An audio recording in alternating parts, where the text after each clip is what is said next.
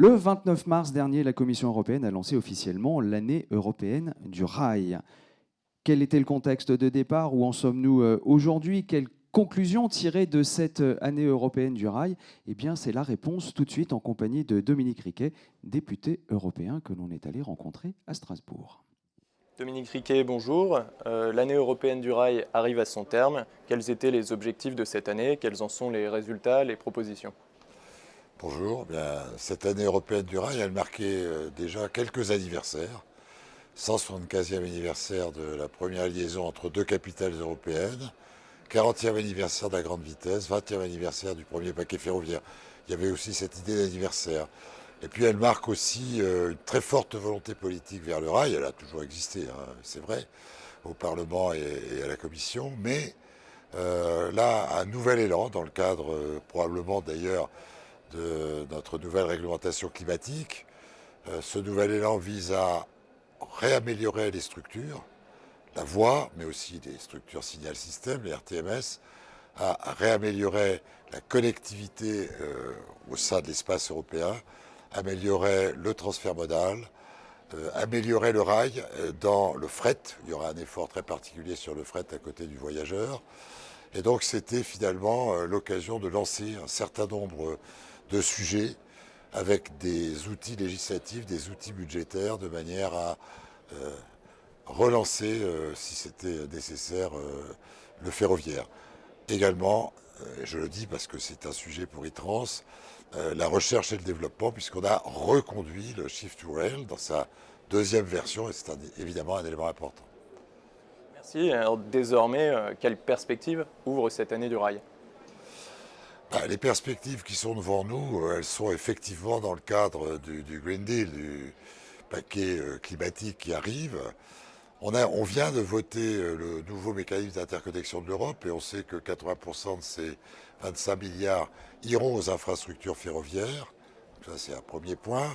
On va voter la nouvelle version, on va remettre sur le marché la nouvelle version des réseaux, des RTET. Donc c'est aussi un élément absolument capital pour le ferroviaire. On va remettre la nouvelle régulation pour le fret ferroviaire. Et là, je pense qu'il va y avoir des éléments extrêmement importants. On va rétablir la compétitivité ferroviaire par rapport à d'autres moyens, notamment à la route, dans le cadre de ces nouvelles réglementations climatiques, avec tout ce qui va être sur les émissions des véhicules terrestres, les nouvelles régulations sur les carburants. Et donc, ça va rétablir une meilleure connectivité et une meilleure compétitivité pour le rail. Et puis, il y a aussi tout ce qui va tourner autour des smart transportation, tout ce qui va tourner aussi autour de la connectivité en termes numériques. Et puis, pour finir aussi, la billettique. Donc, je pense que là, on est parti sur un ensemble d'instruments budgétaires et réglementaires qui vont vraiment favoriser un nouvel essor du rail. Donc, c'était cette année du rail, c'était une manière de marquer ce nouveau départ. Green Deal, Fit for 55, COP26, tout le monde affiche des ambitions pour lutter contre le réchauffement climatique et assurer la transition énergétique.